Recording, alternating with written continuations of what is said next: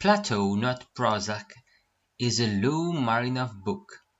In this book, Marinov distinguishes philosophical counseling from more traditional psychotherapy by saying that you mustn't investigate a client's past in a philosophical counseling session. Regarding psychiatry, he agrees that there are some problems that are genuinely psychiatric rather than philosophical, and he will refer clients with such problems to the psychiatrist. In this book, we have different lessons. The lesson number 1 is know yourself.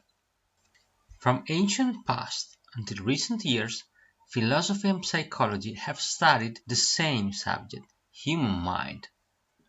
And in both cases, you must start asking questions to identify who you are and what emotions do you feel.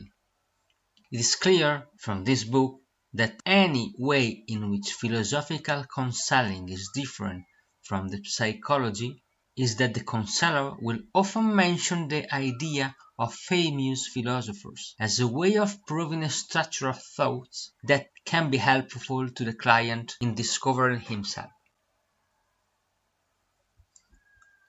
Lesson number 2. The peace process. After you know who you are and what problem do you have, Marinov suggests his peace process. It's a 5-step approach to solve personal problems. The 5 steps are: identify the problem,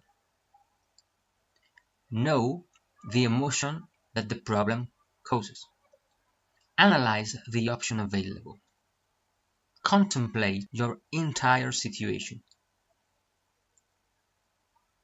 reach a state of equilibrium and act on your decision.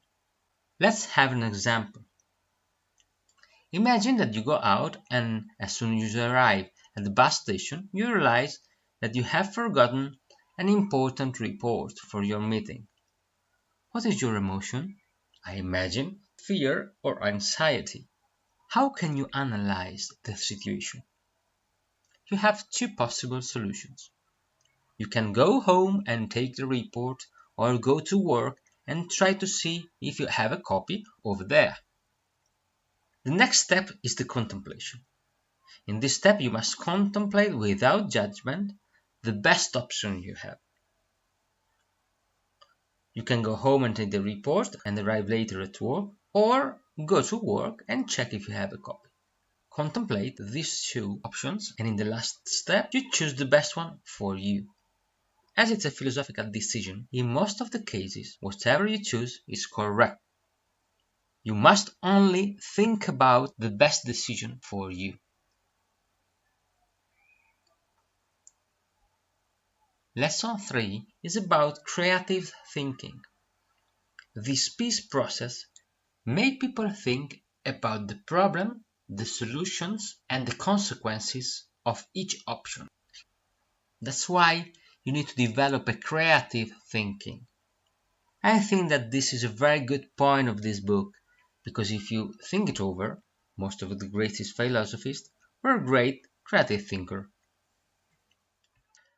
Created using Powtoon.